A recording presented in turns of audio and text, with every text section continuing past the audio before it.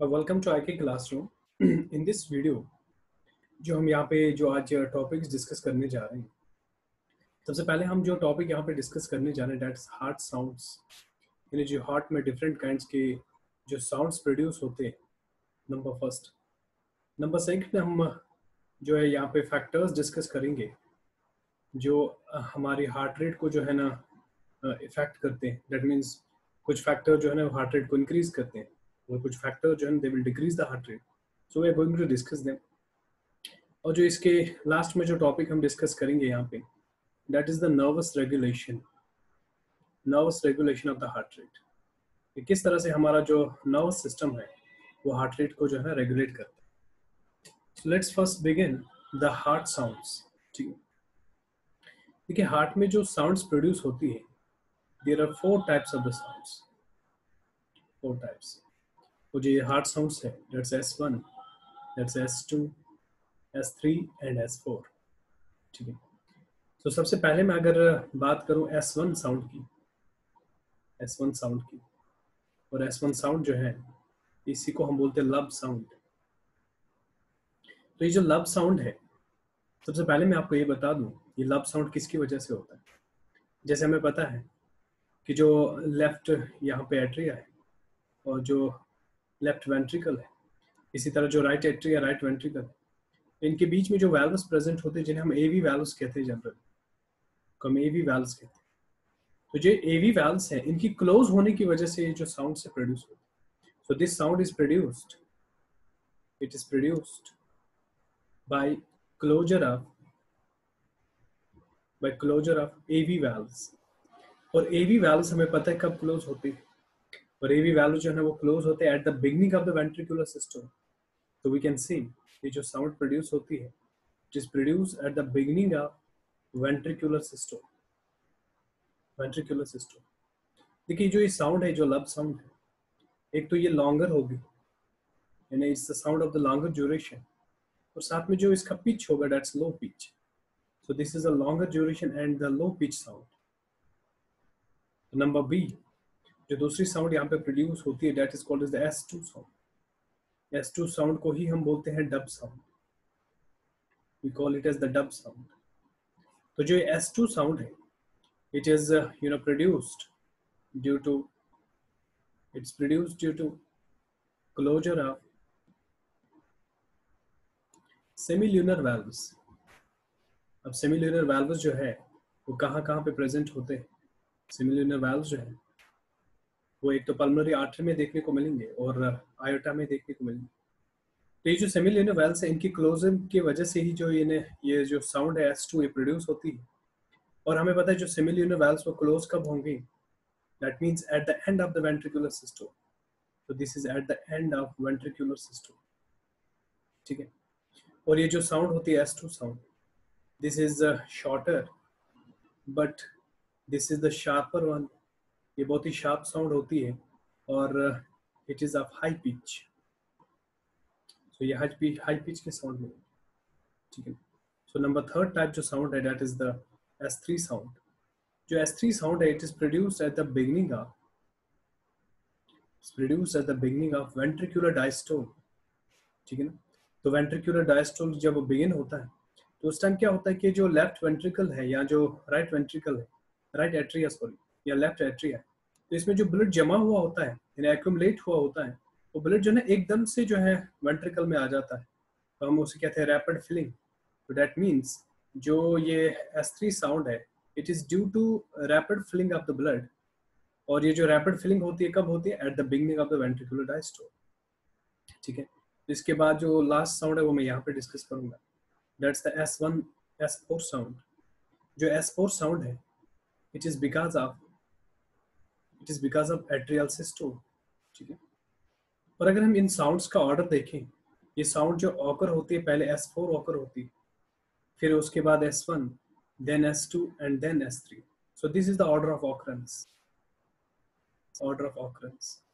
यानी ये इस ऑर्डर में जो है ऑकर होती है। ठीक है, उसके बाद जो है ना हम यहाँ पे डिस्कस करने जा रहे हैं कि वो कौन से फैक्टर्स है जो हार्ट रेट को इंक्रीज करते हैं और कौन से फैक्टर्स ऐसे जो हार्ट रेट को क्या करते हैं, डिक्रीज करते हैं। सो नंबर ए जो है ना मैं यहाँ पे वो लिखूंगा द फैक्टर्स जो हमारी हार्ट रेट को जो है ना इंक्रीज करेंगे, ठीक है ना. So these factors include number 1, that's the decreased activity of baroreceptors. जब baroreceptors की एक्टिविटी डिक्रीज होगी. Number 2, that's the increased activity of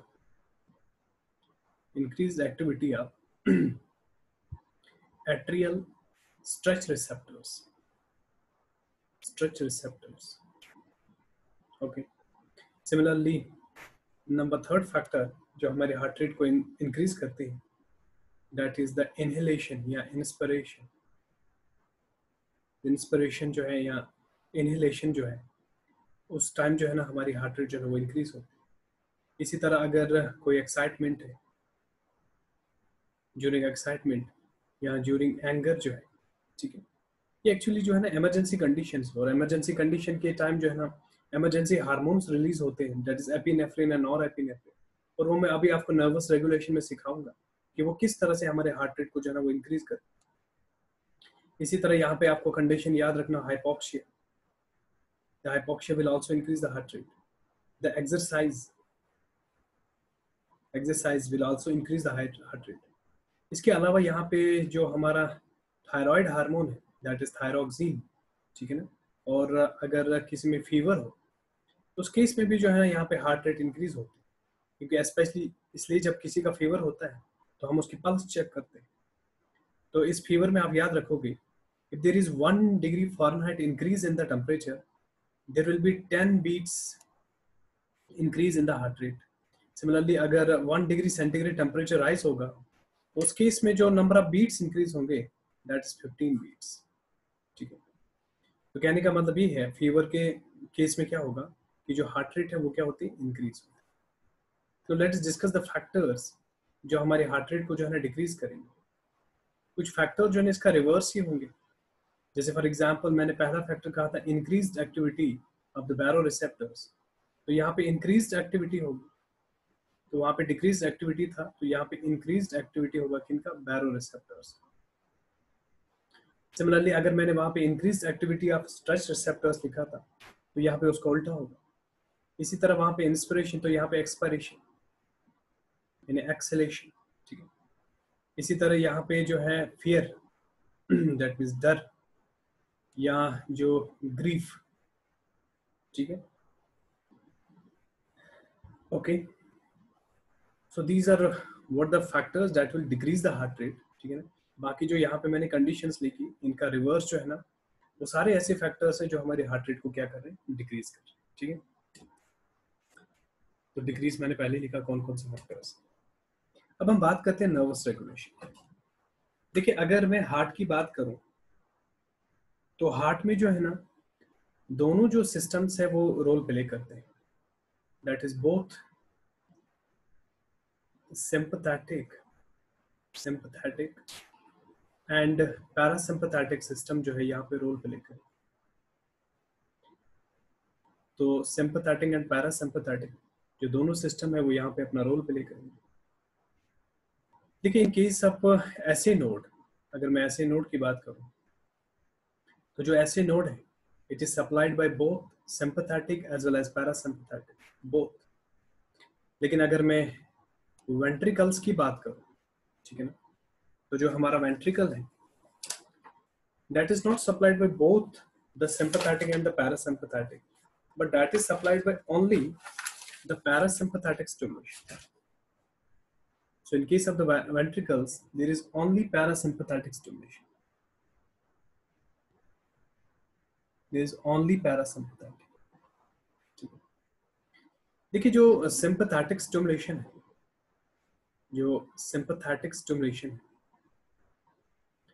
sympathetic stimulation जो है, it will increase the heart rate. ये heart rate को क्या करेगा, increase करेगा, ठीक है ना. और जो sympathetic stimulation है, it will work through a neurotransmitter like epinephrine,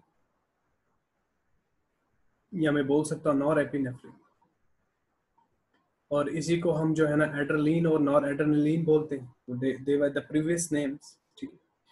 इसी तरह जो पैरासिम्पैथेटिक स्टिमुलेशन है तो जो पैरासिम्पैथेटिक है वो हार्ट रेट को क्या करेगा, डिक्रीज करेगा, it will decrease the heart rate, ठीक है।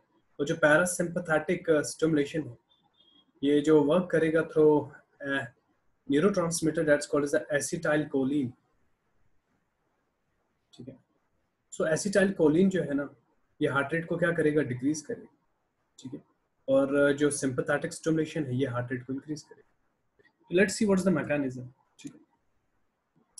देखिए सबसे पहले जो है मैं यहाँ पे सिंपैथेटिक स्टिमुलेशन की बात करूँगा, ठीक है। तो अगर मैं यहाँ पे ये कार्डियक सेल बना रहा हूँ, this is the cardiac muscle, cardiac muscle, ठीक है।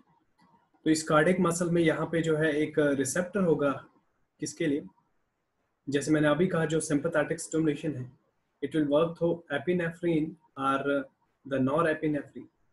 तो जो ये एपिनेफ्रिन है या नॉरएपिनेफ्रिन है ये जाके यहाँ पे अपने रिसेप्टर के साथ बाइंड होगा, और बाइंड होने के बाद यहाँ पे जो है अंदर के साइड में कुछ सिग्नलिंग का प्रोसेस होगा, और अल्टीमेटली वो सिग्नलिंग जो है ना यहाँ पे क्या करेगी, यहाँ पे जो हार्ट रेट है वो क्या होगा, इंक्रीज होगा। Let's understand this whole mechanism. तो मान लीजिए मैं यहाँ पे एक सेल मेम्ब्रेन बनाता, तो इस सेल मेम्ब्रेन में मेरा जो इस तरह से रिसेप्टर होगा, ठीक है ना। तो ये जो रिसेप्टर है यहाँ पे, इस रिसेप्टर को हम बेसिकली बोलते हैं द GPCR। ये जो रिसेप्टर है यहाँ पे, रिसेप्टर, इस रिसेप्टर का नाम है यहाँ पे GPCR। GPCR का मतलब होता है जी प्रोटीन कपल्ड रिसेप्टर, यानी जो GPCR है ये आगे जाके अटैच होगा एक जी प्रोटीन के साथ, ठीक है ना। अभी जो मैं उस जी प्रोटीन का सिर्फ एक कंपोनेंट बनाता हूँ यहाँ पे जी अल्फा, नहीं तो उसके और दो कंपोनेंट होंगे बीटा गामा, बट यहाँ पे जो है ना हमारा काम जो अल्फा से होगा, तो इसलिए मैं क्या करूंगा, यहाँ पे अल्फा ही बना दूंगा। ये जो यहाँ पे मेम्ब्रेन में मैंने एक एंजाइम बना दिया, इसको बोलते हैं एडिनिलेट साइक्लेज, एडिनिलेट साइक्लेज। तो इसके बाद जो इस मेम्ब्रेन में मैं यहाँ पे बनाऊंगा, मैं यहाँ पे दो चैनल्स बनाऊंगा, ठीक है ना। एक मैं यहाँ पे बनाऊंगा सोडियम VGIC, और दूसरा मैं यहाँ पे बनाऊंगा calcium VGIC। So this is the sodium VGIC, और इन केस ऑफ ऐसे नोड मैंने आपको बोला था इसको हम बोलते हैं funny channel, sodium funny channel. तो इसी तरह जो यहाँ पे मैं दूसरी यहाँ पे जो चैनल बना रहा हूँ that is the calcium VGIC। तो कोई भी हो सकती है L type as well as the T type, तो मैं यहाँ पे बनाऊंगा कैल्शियम VGIC। अब समझ लीजिए होगा क्या। देखिए जब यहाँ पे थोड़ा सा कलर दूसरा चूज करते हैं, तो देखिए यहाँ पे क्या होगा, जो आपका एपिनेफ्रिन है, जब एपिनेफ्रिन यहाँ पे बाइंड होगा, जो मैं रेड कलर से दिखा रहा हूँ, दिस इज द एपिनेफ्रिन। तो जब एपिनेफ्रिन यहाँ से बाइंड होगा तो इस रिसेप्टर के थ्रू जो है ना यहाँ पे जी अल्फा को सिग्नल मिलेगा, और जी अल्फा जो है ना वो एक्टिवेट होगा। देखिए स्टार से मैं दिख रहा हूँ एक्टिवेट, तो ये एक्टिवेट होगा। जब ये एक्टिवेट होगा तो ये इस एडिनिलेट साइक्लेज को एक्टिवेट करेगा, ठीक है। अब जो ये एडिनिलेट साइक्लेज एक्टिवेट हुआ, तो जो अंदर के साइड से एटीपी होगा, ये उस एटीपी को जो है ना साइक्लिक एएमपी में कन्वर्ट करेगा, ठीक है ना। नाउ दिस साइक्लिक एएमपी जो है it will activate the protein kinase E. This is the protein kinase E. Protein kinase E. तो जो प्रोटीन काइनेस E है ये एक्टिव हो जाएगा, और जब ये एक्टिव हो जाएगा ये प्रोटीन काइनेस E, देखिए ये दो चैनल्स को यहाँ पे एक्टिवेट करेगा। एक तो ये सोडियम VGIC को एक्टिवेट करेगा, और ये यहाँ पे जो है कैल्शियम VGIC को एक्टिवेट करेगा। ये दोनों चैनल जो है ना यहाँ पे एक्टिवेट होंगे, और हमें पता है जब सोडियम VGIC एक्टिवेट होगा तो बहुत सारा सोडियम जो यहाँ से जो है ना अंदर की तरफ इंटर होगा, तो बहुत सारा सोडियम कैल्शियम जो है ना यहाँ की तरफ इंटर होगा, ठीक है। इस केस में क्या होगा यहाँ पे ध्यान दीजिए। देखिए अगर मैं ऐसे नोड का जो ग्राफिकल मैं नॉर्मली दिखा दूं, तो हमें पता है उसका जो रेस्टिंग मेम्ब्रेन पोटेंशियल है दैट इज -60 मिलीवोल्ट, ठीक है। और वहाँ पे जो थ्रेश होल्ड है दैट इज -40 मिलीवोल्ट, तो दिस इज द -40 मिलीवोल्ट। तो ये इस तरह से कुछ जो है यहाँ पे एक्शन पोटेंशियल बनेगा, ठीक है।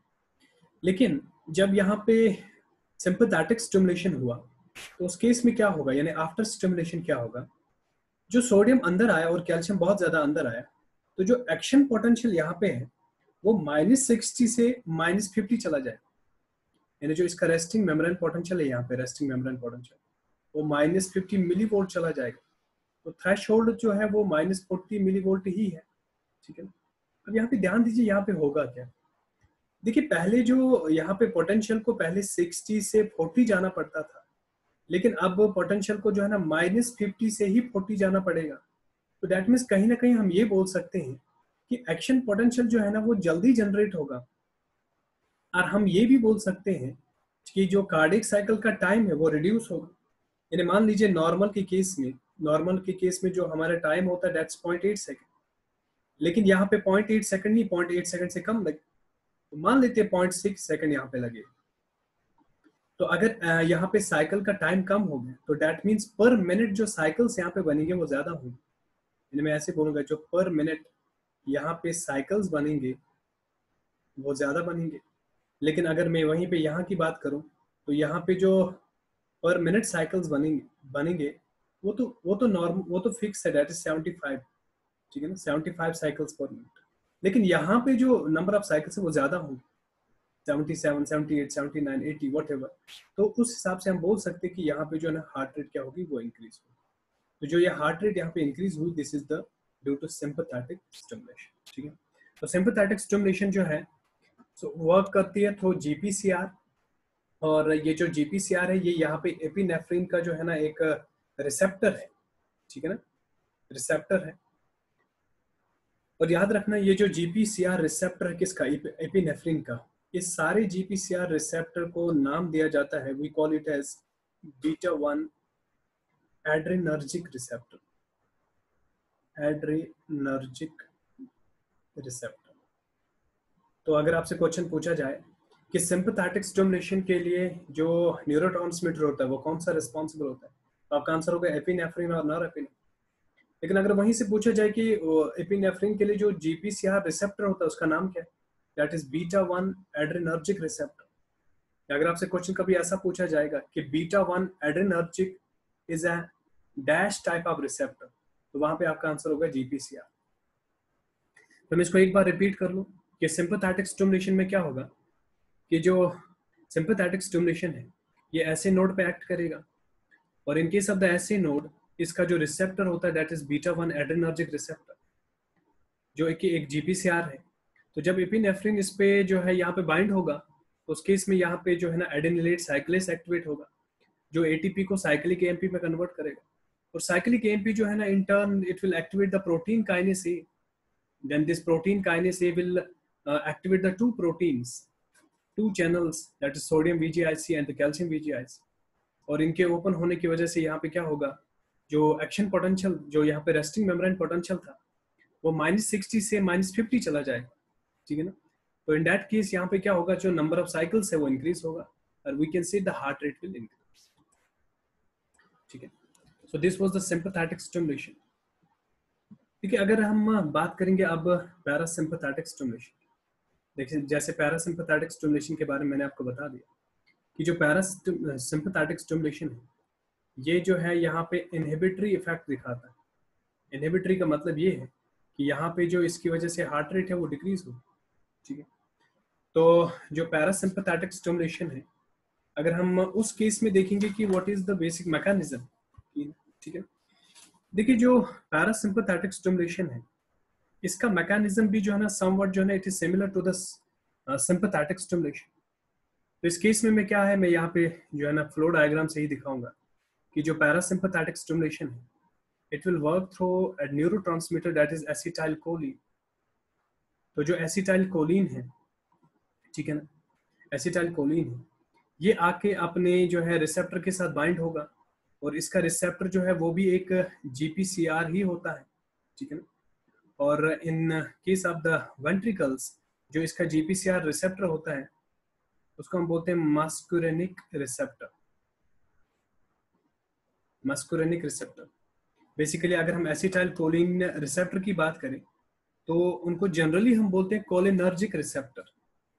उनको जनरली हम नाम देते हैं कोलिनर्जिक रिसेप्टर। यहाँ पे लिखूंगा कि जो आपके एसिटाइल कोलिन जो रिसेप्टर है उनको जनरल में हम नाम देते हैं कोलिनर्जिक रिसेप्टर। और कोलिनर्जिक रिसेप्टर जो है ना वो दो तरह के होते हैं। एक आपके पास होता है मस्क्यूरेनिक और दूसरा होता है निकोटिनिक। जो मस्क्यूरेनिक रिसेप्टर है, अगर ह्यूमन के केस में देखा जाए तो there are 5 types of the muscarinic, that is M1 to M5, ठीक है ना। इसी तरह जो निकोटिनिक रिसेप्टर है, there are 3 types of the nicotinic. तो जो ये मस्क्यूरेनिक रिसेप्टर है, ठीक है ना, इनमें से जो डिफरेंट रिसेप्टर है जो वो डिफरेंट जगह पे प्रेजेंट होते हैं। जैसे M1 जो है ना सेंट्रल नर्वस सिस्टम या सलाइवरी ग्लैंड में होगा। लेकिन हमारा जो यहाँ पे कंसर्न है कि मैंने यहाँ पे कहा जो एसिटाइल कोलिन हार्ट मसल में एक्ट करेगा, वहां पे इसका जो रिसेप्टर होता है उसको मस्क्यूरेनिक ही बोलते हैं, ठीक है ना। और यहाँ पे जो मस्क्यूरेनिक एक्ट करेगा दैट इज M2, याद रखना होगा। जो कार्डियक मसल में मस्क्यूरेनिक रिसेप्टर होता है एसिटाइल कोलिन का, उसे हम M2 बोलते हैं, ठीक है। तो ये जो M2 रिसेप्टर है ये एक GPCR है। तो जब एसिटाइल कोलिन इसके साथ बाइंड होगा तो यहाँ पे फिर से वही प्रोसेस होगा। यहाँ पे जो है एक G अल्फा एक्टिवेट होगा। जब G अल्फा एक्टिवेट होगा वो एडिनोलेट साइक्लेज को एक्टिवेट करेगा। और एडिनोलेट साइक्लेज जो है वो यहाँ पे जो ATP को है कन्वर्ट करेगा किसमें, साइक्लिक AMP। और cyclic AMP in turn will activate the protein kinase A। इस बार जो प्रोटीन काइनेस A होगा ये दो काम करेगा यहाँ पे। It will activate the potassium channels, ये पोटेशियम चैनल्स को जो है ना एक्टिवेट करेगा यहाँ पे। And it will inhibit the sodium channels, यानी ये सोडियम चैनल्स को क्या करेगा, इनहिबिट करेगा। लेकिन पोटेशियम चैनल्स को यहाँ पे क्या करेगा, sodium as well as calcium दोनों चैनल्स को यहाँ पे इनहिबिट करेगा। तो ये इसको यहाँ पे इनहिबिट करेगा और यहाँ पे जो है ना ये एक्टिवेट करेगा, ठीक है। तो कहने का मतलब ये है इस केस में क्या होगा, इस केस में मान लीजिए ये कार्डियक मसल है, तो यहाँ पे जो पोटेशियम जो है, पोटेशियम की जो चैनल है वो एक्टिवेट हो गई। और हमें पता है पोटेशियम की कंसंट्रेशन जो है ना इनसाइड द सेल ज्यादा होती है, ठीक है। तो मान लीजिए ये इसका रेस्टिंग मेम्ब्रेन पोटेंशियल है। अभी सारी चार्ज जो है अंदर क्या है, नेगेटिव है, ठीक है। अभी सारी चार्ज नेगेटिव है अंदर और बाहर पॉजिटिव है। लेकिन जब इस पोटेंशियल पे, इस रेस्टिंग मेम्ब्रेन पोटेंशियल पे ऑल सडन जो है ना पोटेशियम की VGICs यहाँ पे ओपन होंगी, तो उस केस में क्या होगा, यहाँ पे पोटेशियम जो है ना बहुत ज्यादा बाहर निकलेगा। पोटेशियम बाहर निकलेगा मीन्स कैटायन बाहर निकलेगा, तो अंदर का जो नेगेटिव वो और नेगेटिव हो जाएगा। दैट मीन्स यहाँ पे क्या होगा, इस एक्टिवेशन की वजह से यहाँ पे हाइपर पोलराइजेशन होगा। और हाइपर पोलराइजेशन का मतलब ये है कि जो रेस्टिंग मेम्ब्रेन पोटेंशियल, पहले जो रेस्टिंग मेम्ब्रेन पोटेंशियल था नॉर्मल, वो था -60 मिलीवोल्ट। लेकिन अब जो रेस्टिंग मेम्ब्रेन पोटेंशियल है वो और नेगेटिव हो जाएगा and that will reach to -70 millivolt for example, ठीक है। तो देखिए इस केस में क्या होगा, तो मैं पहले नॉर्मल यहाँ पे बनाता हूँ। तो जो नॉर्मल ग्राफ है वो कुछ इस तरह से कि दिस इज -60 मिलीवोल्ट। यहाँ से पोटेंशियल जो है ना थ्रेशोल्ड पे चला जाएगा, दैट्स -40 मिलीवोल्ट। और जब यह थ्रेशोल्ड पे पहुंचेगा तो यहाँ पे डिपोलराइजेशन होगा। तो इस तरह से प्रोसेस चलेगा और इसमें जो टाइम लगेगा दैट इज 0.8 सेकेंड, ठीक है ना। लेकिन इस टाइम क्या होगा, यहाँ पे इस time due to the activation of the potassium channels, तो यहाँ पे जो एक्शन पोटेंशियल है वो जो है और नेगेटिव, यानी रेस्टिंग मेम्ब्रेन पोटेंशियल जो है वो और नेगेटिव हो जाएगा, दैट्स -70 मिलीवोल्ट। और थ्रेशोल्ड जो है वो -40 मिलीवोल्ट ही है। तो कहने का मतलब ये है यहाँ पे जो -70 से जो है ना -40 तक जाना पड़ेगा। और जब ये -40 तक जाएगा तो दैट मीन जाने में थोड़ा सा टाइम लगेगा। तो इसका मतलब ये हुआ, ओवरऑल हम ये बोल सकते हैं जो यहाँ पे कार्डियक साइकिल का टाइम है वो बढ़ जाएगा। मान लीजिए वो 1 सेकंड हो गया पूरा, पहले 0.8 सेकंड था, 1 सेकंड हो गया। दैट मीन्स यहाँ पे जो टाइम है कार्डियक साइकिल का, जो टाइम है यहाँ पे वो इंक्रीज हुआ। और जब कार्डियक साइकिल का टाइम इंक्रीज होगा तो जो नंबर ऑफ साइकिल्स पर मिनट है यहाँ पे वो कम हो जाएंगे। तो नंबर ऑफ साइकिल्स कम होने का मतलब है यहाँ पे हार्ट रेट जो है ना वो डिक्रीज हो, ठीक है ना। सो this is the mechanism how sympathetic and the parasympathetic stimulation will act in case of the heart muscles, ठीक है ना। तो पैरासिम्पैथेटिक को मैं एक बार यहाँ पे रिपीट करूँ कि जो पैरासिम्पैथेटिक स्टिमुलेशन है ये एक इनहिबिटरी स्टिमुलेशन है, यानी इस केस में जो हार्ट रेट है वो डिक्रीज होगी। और जो ये पैरासिम्पैथेटिक स्टिमुलेशन है ये एसिटाइल कोलिन के थ्रू वर्क करेगा। और आपको मैं यहाँ पे एक चीज ये भी बता दूं, जो एसिटाइल कोलिन है ये इनहिबिटरी भी है और एक्साइटरी भी है। ये एक ऐसा न्यूरोट्रांसमीटर जो इनहिबिटरी भी है, एक्साइटरी भी है। जैसे यहाँ पे जो हार्ट मसल में है it is inhibitory, but in some in other cases like neurons, ठीक है, it will act as the excitatory. तो आप जो पैरासिम्पैथेटिक स्टिमुलेशन की वजह से जो एसिटाइल कोलिन रिलीज हुआ ये अपने रिसेप्टर यानी M2 के साथ बाइंड होगा। और जो इसका रिसेप्टर है दैट इज M2, वो जो M2 रिसेप्टर है वो उसको हम बोलते हैं मैस्कुरेनिक रिसेप्टर। और मैस्कुरेनिक रिसेप्टर जो है ना it's a type of cholinergic receptor. Cholinergic receptor दो तरह के होते हैं, मैस्कुरेनिक और निकोटिन। और जो ये मैस्कुरेनिक रिसेप्टर जिसे M2 बोलते हैं ये एक GPCR है, यानी जी प्रोटीन कपलड रिसेप्टर। तो इसके साथ जो जी प्रोटीन होगा उसका जो अल्फा यूनिट है, जब यहाँ पे एपिनेफ्रिन, जब यहाँ पे एसिटाइल कोलिन बाइंड होगा तो ये जो जी अल्फा एक्टिवेट होगा, it will in turn activate the adenyl cyclase, adenylate cyclase. तो एडिनिलेट साइक्लेज जो है ना that will convert the ATP into the cyclic AMP। और साइक्लिक AMP जो है ना that will activate the protein kinase A.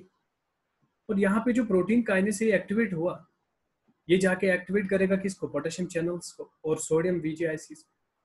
और सोडियम VGIC और कैल्शियम VGIC जो है ना उनको इनहिबिट करेगा यहाँ। तो जब यहाँ पे पोटेशियम चैनल जो है ना वो एक्टिवेट हो जाएंगे तो ज्यादा से ज्यादा पोटेशियम जो है ना वो बाहर आ जाएगा। तो कहीं ना कहीं हम ये बोल सकते हैं कि अंदर का जो नेगेटिव था वो और नेगेटिव हो जाएगा। तो इन दैट केस यहाँ पे जो रेस्टिंग मेम्ब्रेन पोटेंशियल है वो चेंज होगा।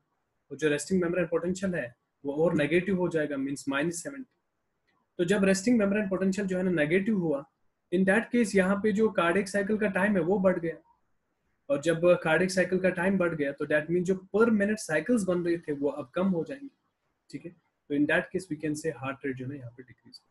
तो this was all about this video. तो इसमें जो है ना हमें इतना ही करना था। Next will see in the next video. Thank you.